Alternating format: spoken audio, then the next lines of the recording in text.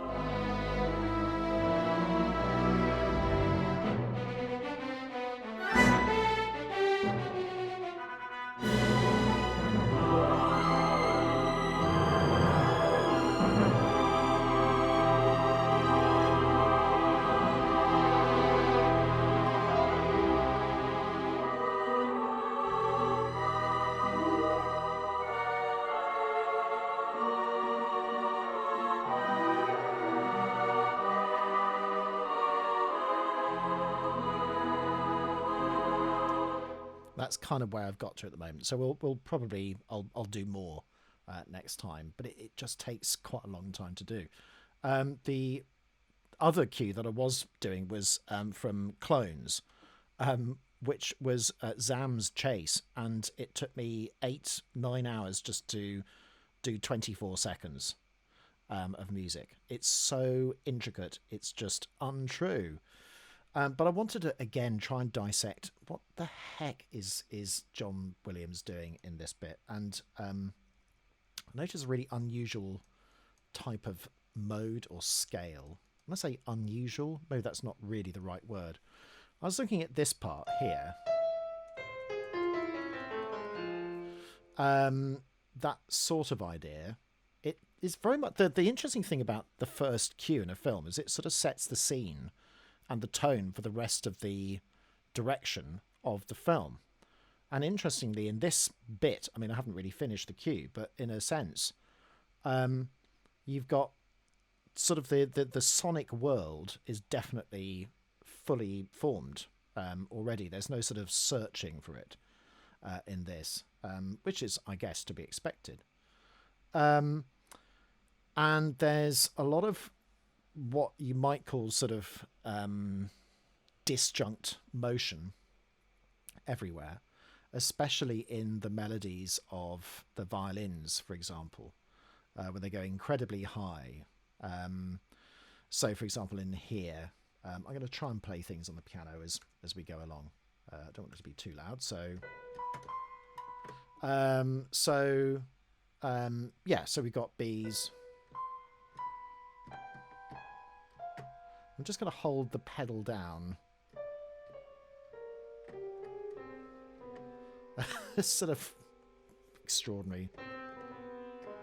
Really extraordinary sort of cascade of mode. And in a sense, I'm doing this here in score now because I haven't had the time to do a reduction of it. I mean, I will do it, but I will sort of talk you through how I might go about doing one. And in a sense, I'm interested in, okay, so that interests me. How does he get that sort of melody? It's a descending melody. Well, we've seen that before, where we have an F minor chord. So I'll just sort of draw things as I go along. So we'll have a chord. And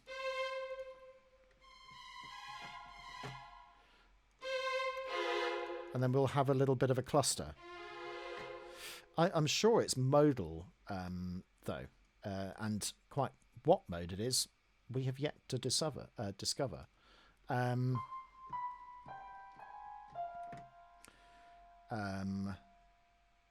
So it goes down to a G sharp eventually.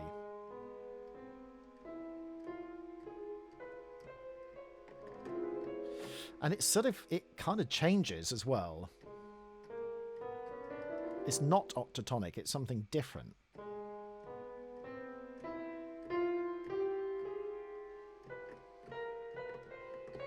It's almost utterly chromatic, but it's not wholly chromatic. There are notes that are missing. So that got me thinking. And I noticed something unusual about this scale as I was just sort of visiting it. So we're just back in the realms of bar 2 here. And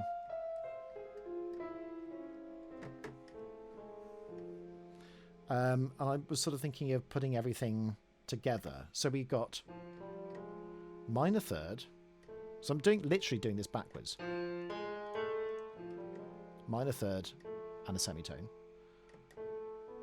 Minor third and a semitone. Minor third and a semitone. Minor third, not a semitone. Then something slightly different.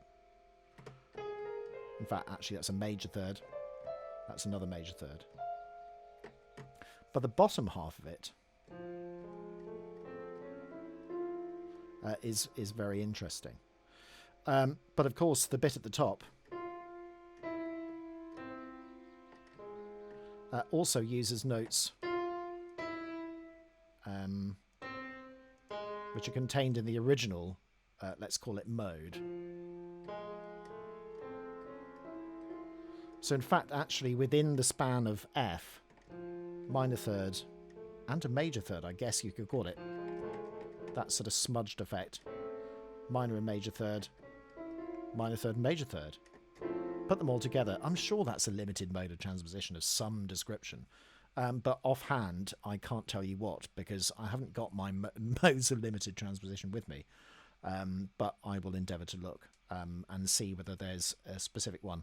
I feel as though there perhaps isn't. A friend of mine was doing something on mode 4, which is another symmetrical mode. I mean, the thing is that this could just be an invented mode, which is, there's nothing wrong with that at all. In fact, why not? But it seems to have the same flavour here as it does right at the beginning. So we've still got that little collection of pitches here, which is the same as that one. So in fact, that's slightly different because we got the usual, what I call, well, we've seen it before, that's why I call it usual. We got major chord with a flat 6. Or it's an augmented chord with an extension on it. It doesn't really matter which way you look at it. It's still the same sort of thing. And of course, there's a verticalization of the harmony as well. And we've got almost like an extension of that. Which is sort of, there's definitely a symmetry about that. If I start with the A flat and the D flat and I go the opposite way, like sort of that way, I think that was right. Not quite right.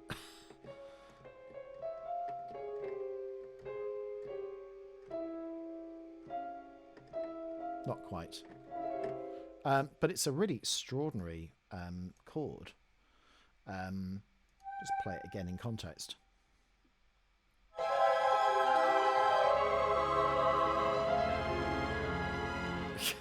I mean, there's just so much going on in just 3 beats.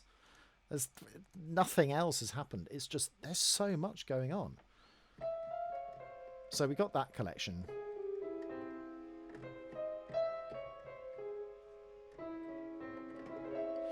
Yeah, it's somehow related, isn't it? We've still got the E. We've still got that going on. That's the same as that. That's the same as that. So in actual fact, even though it's spelt slightly differently, it's actually the same collection. That's the same collection, and then it changes. In fact, it doesn't. It just it has the same pitch content. So in fact, we have the same pitch content. It's some sort of symmetrical scale. That sort of idea. Brilliant. I love that. Isn't that fantastic? And also just having... Oh, I was in edit mode there. Something dreadful. Yeah, there we go. Look at that. Awful. I keep doing that as well. It's very irritating. Probably more so for you than me. Anyway, so we got 2 flutes, 2 clarinets. That has a nice little melodic aspect. Lovely. There we go. Nice little clarinet sort of thing. That's supported by vibraphone. Looking at a little bit of orchestration now. So thanks to Mr. Pope. Mr. Nofeld. Yeah, it just accentuates this whole thing. We've then got this sort of synth choir type sort of keyboard pad that's done here.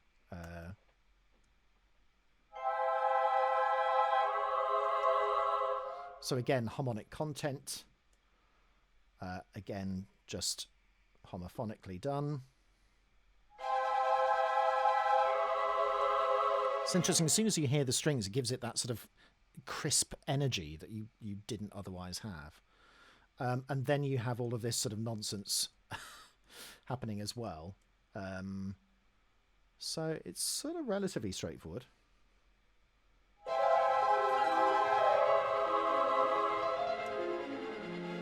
So in fact, the only melodic line is the violin one, which is quite high.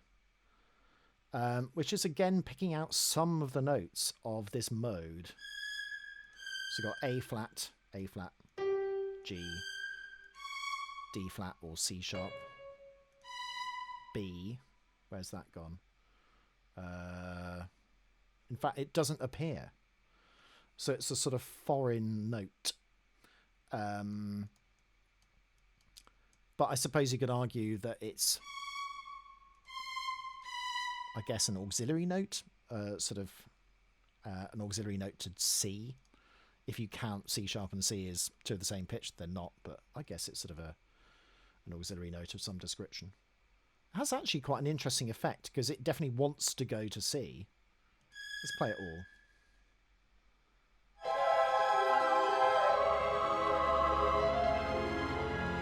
Yeah, it's interesting. Without that B, he could have done something a bit different. Let's make it into a C natural. That's not going to work, is it? Because we've already got the C natural. So I wonder whether that was there must have been a conscious decision.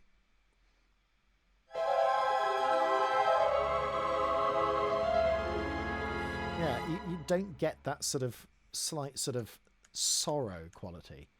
And the interesting thing about Phantom Menace is that it has that sort of sorrow quality. There's a lot of sadness that takes place in the film. And all the way through the whole of that sort of prequel saga, jokes aside, sadness. Yes, I know what you mean. But it is kind of interesting how one foreign note, I guess you would call it, to the pitch set.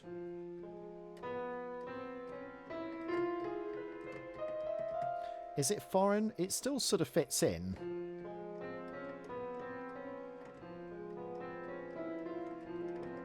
It's a very sort of exotic note.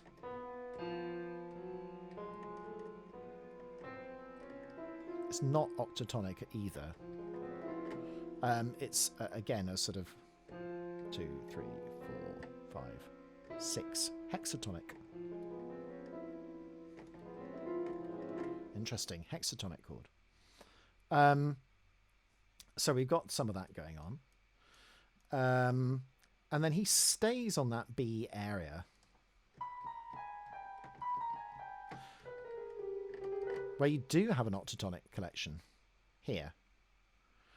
Is there anything else going on?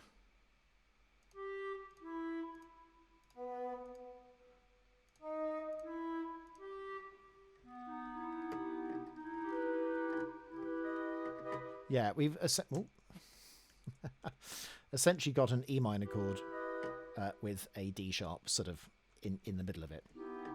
It's just that the D sharp sort of now clustered with the bassoon here. It's interesting, actually. It's sort of classic, very traditional type of orchestration treatment where you'd have concords, in other words, notes that are consonant with each other in one instrument group, and then in a different timbre, they're different. Then you have the other concord as well. The other thing is that they happen to be there at the same time. If you turned it round like that, you get a slightly different sort of timbre, which sort of sticks out a little bit too much in the texture. Whereas weirdly, it's very close, isn't it? But there's a reason for it, which is the historical reason. If you read Rimsky-Korsakov, generally woodwind and brass things are kept consonant with each other. But it's not always the case. Sometimes when you want to emphasize a particular point, you would actually put them in the same instrument group. So again, we've got harmonic fodder. And then we've got this sort of lovely horn solo as well, which is sort of, again, slightly octatonic territory here.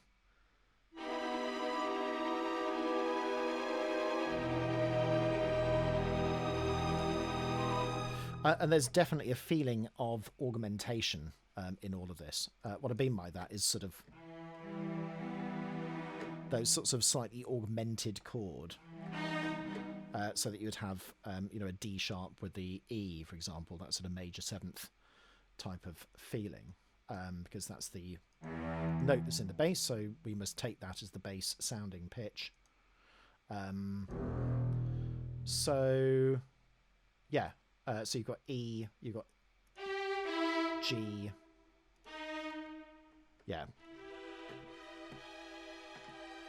and then you've got these sort of lingering, I suppose you'd call them appoggiaturas in the melody as well.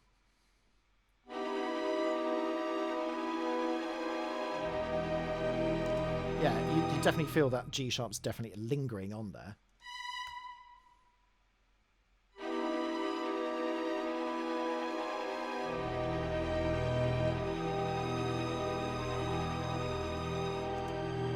And I love the little cheeky sort of little solos that he does here.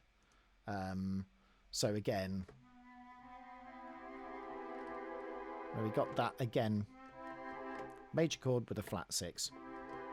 It's not really a major chord with a flat six. It's just one way of looking at it. It's just that collection of notes. But if you wanted to play the piano and go, what's that chord? Play a major chord and then play a flat six on it, and then you'll get the same notes. So again, a similar collection of pitches that we had at the beginning, that sort of minor third plus a semitone, minor third plus a semitone.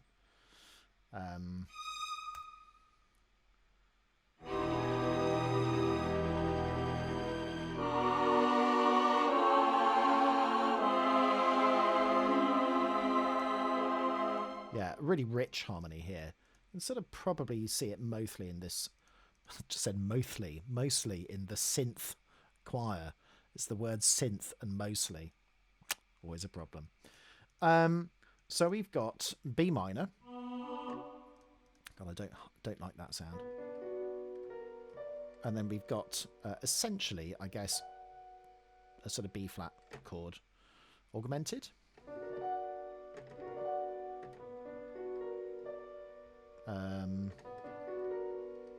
Or another sort of minor chord, but with a major seventh on it. I like this. It shows the orchestrators knows what they're doing, because you've got a reiterated note, but of course that wouldn't be able to ring unless it was on a different string. So one string is the F string, the other is the G, and the one's tuned to a sharp, the other's tuned to a flat. They're same pitch, but you can actually play different strings I like that. That shows a really good orchestrator. Of course, they're absolute geniuses, these guys.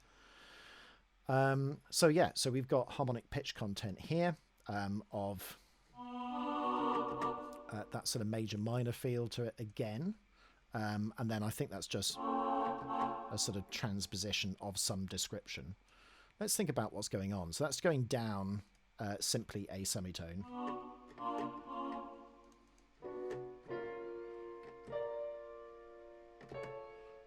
Yeah, that's going down a semitone. But we've got a sort of, again, a foreign note going on in there. So minor chord, major seventh, it's the same thing.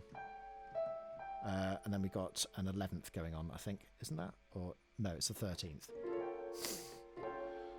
So yeah, but without the 11th, add 13. In fact, sometimes I love this idea on Sibelius, where you can just do that and it will tell you what the chord is. It thinks it's a G minor 9 with a flat 5 and B flat in the bass.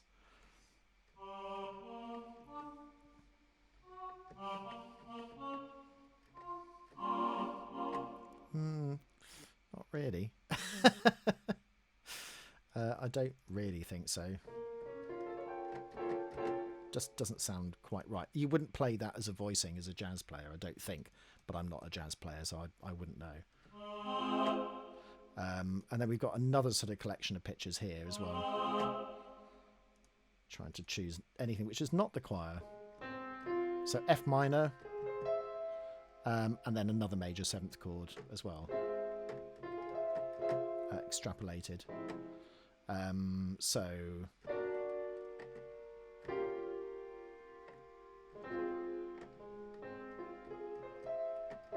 yeah, it's similar to some of that Bruckner stuff that I looked at a couple of weeks ago or 3 weeks ago, where you have sort of sudden juxtapositions of chords, or occasionally the odd sort of foreign note that sort of seems to sort of just ring out a little bit. It's interesting actually that G is not the top of the section at all, that bit. Yeah, it's just harmonic fodder with this again sort of surprisingly angular melody over the top of it.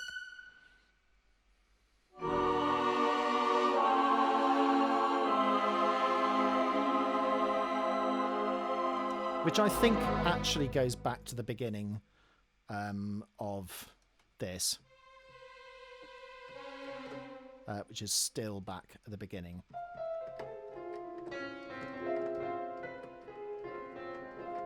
So it's still in the same sort of harmonic area. It's a really advanced harmonic area.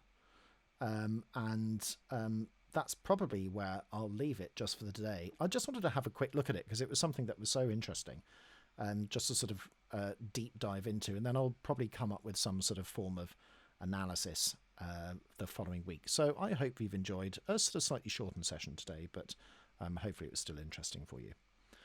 Take care. Goodbye.